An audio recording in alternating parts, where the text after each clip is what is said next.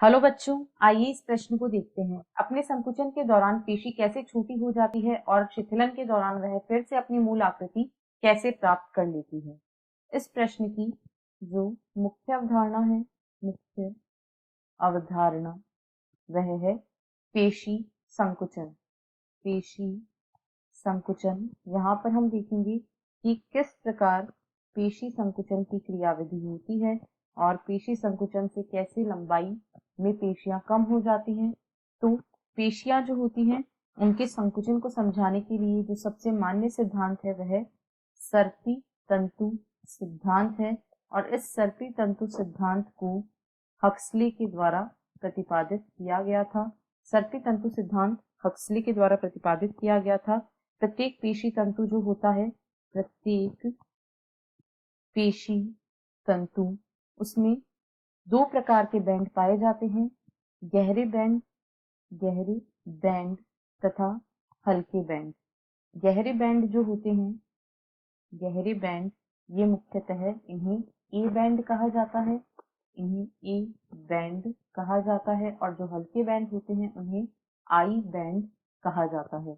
A band जो होते हैं ये मुख्यतः मोटे तंतु जो कि मायोसिन होते हैं उनसे बने होते हैं, जबकि आई बैंड पतले तंतुओं अथवा एक्टिन तंतुओं से मिलकर बने होते हैं। तंतु की जो संरचना है उसे इस चित्र के द्वारा समझ सकते हैं।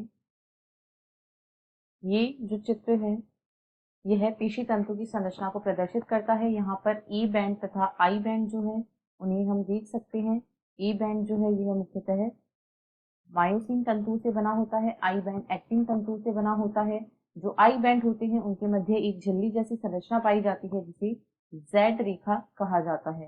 यह जो जेड रेखा होती है, दो क्रमागत जेड रेखाओं के मध्य के जो स्थल होते हैं उन्हें सार्कोमियर कहा जाता है और सार्कोमियर पेशी तंतु की क्रियात्मक एवं संरचनात्मक इकाई कहलाती है। यहाँ पर जो क्षेत्र ए बैंड का वह क्षेत्र जो पतले तंतुओं से घिरा नहीं होता है, अतिव्यापित नहीं होता है, उसे एच क्षेत्र कहा जाता है। अब यदि हम पेशी तंतु के संकुचन की बात करें तो पेशी तंतु में जो संकुचन होता है वह तब होता है जब कोई उद्दीपन आवेग यहाँ पर पहुंचता है। उद्दीपन के आवेग के कारण जो पेशियां होती हैं वे संकुचित होती हैं।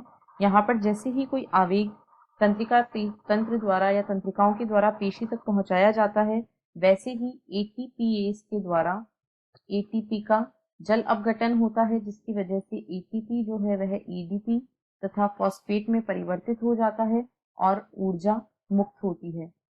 यहाँ पर ऊर्जा मुक्त होती है। इस ऊर्जा के मुक्त होने से जो एक्टिन तंतु होते हैं, एक सार्कोमियर में जो एक्टिन तंतु होते हैं ये मायोसिन के ऊपर सरक जाते हैं। एक्टिन तंतु मायोसिन के ऊपर सरकते हैं और जैसे ही ये मायोसिन के ऊपर सरकते हैं वैसे ही सार्कोमियर की लंबाई कम हो जाती है।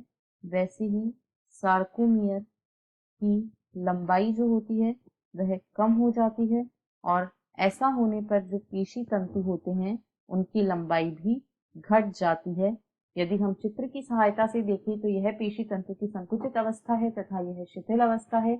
यहाँ पर हम देख सकते हैं कि जैसे ही पेशी में संकुचन होता है तो ये जो पतले तंतु है ये ए बैंड के मायोसिन तंतुओं के ऊपर सरक जाते हैं, जिसकी वजह से जो एच क्षेत्र है यह भी कम हो जाता है और जो दो सार्कोमियर के बीच की यह दूरी है वह भी यहाँ पर कम हो गई है और सार्कोमियर लंबाई में घट जाने की वजह से मायोफाइब्रिल घट जाते हैं और इसकी वजह से पेशीय तंतुओं की लंबाई भी घट जाती है और जैसे ही पेशी पुनः शिथिल होती है तो ये एक्टिन फिर से अपने स्थान पर चला जाएगा, जिसकी वजह से पेशी की लंबाई फिर से बढ़ जाएगी।